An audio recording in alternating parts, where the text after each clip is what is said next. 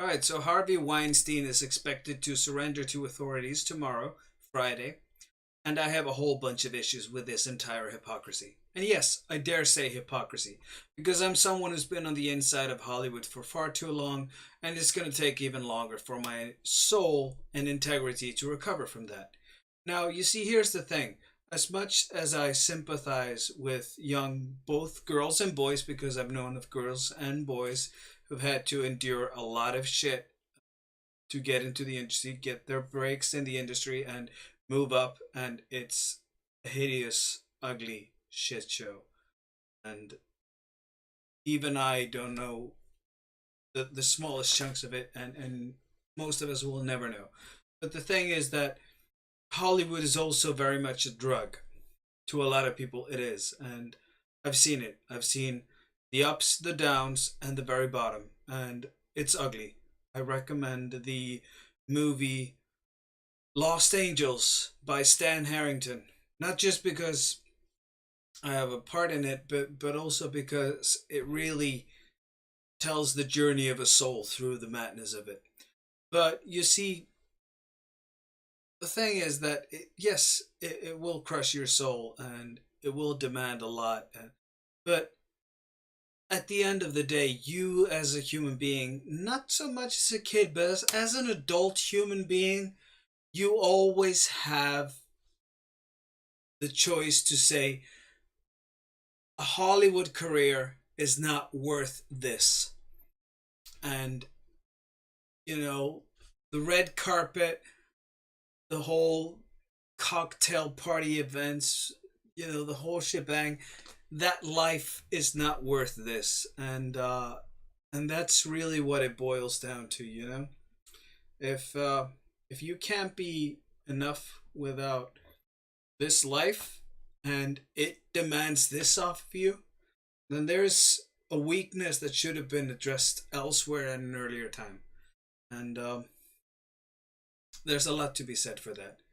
I personally, one of the greatest moments of freedom that I experienced for myself, where I truly felt free of shackles, was the day when I realized that I really don't need fame. I'm enough without fame and fortune and red carpet events and all of that stuff. And I've seen people who are really, really famous today, even big A-listers, close friends or friends of friends, and I see their lives, and I really don't envy that, and I don't need that. And if I can do a fairly decent life without it, I do believe I'll be better off. And there's something to be said for that. But yeah, at the end of the day, this is a drug, and for better or for worse, Harvey Weinstein was a good provider of this drug. And he's known that for decades. And he's played that.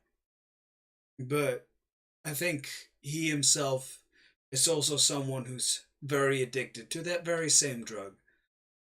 But, you know, it's Hollywood. It's every major city, every very competitive place, a place that has more phony players than actual talents.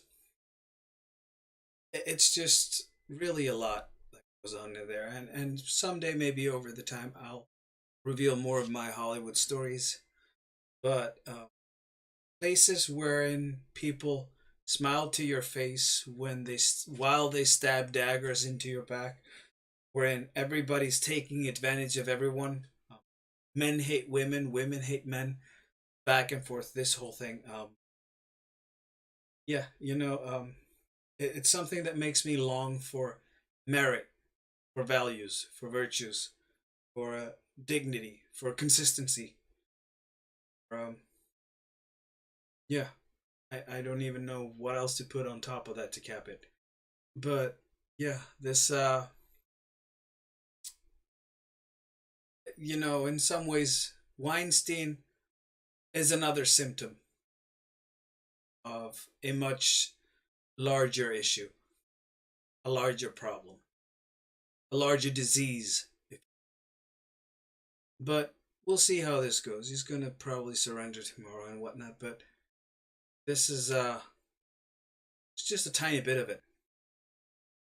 Uh, it's really, really hard when you get down and dirty to figure out really who's a perpetrator, who's a victim, or is everybody a victim, or is the drug itself a perpetrator? What is it? Is it something deep in the psyche? I don't know. I like to talk to people. I like to entertain. I like to share myself and learn when people share back to me. Communicate, tell stories. You know, I'm a simple man like that. But I'm not one who's gonna be silenced, change my ways, or sacrifice my entire integrity for a tiny bit of fame. 15 seconds, as Andy Warhol put it. We're seeing a lot of 15 seconds in our days. Some of them are beautiful, others not so much. Anyways, that's it for now. Viking out.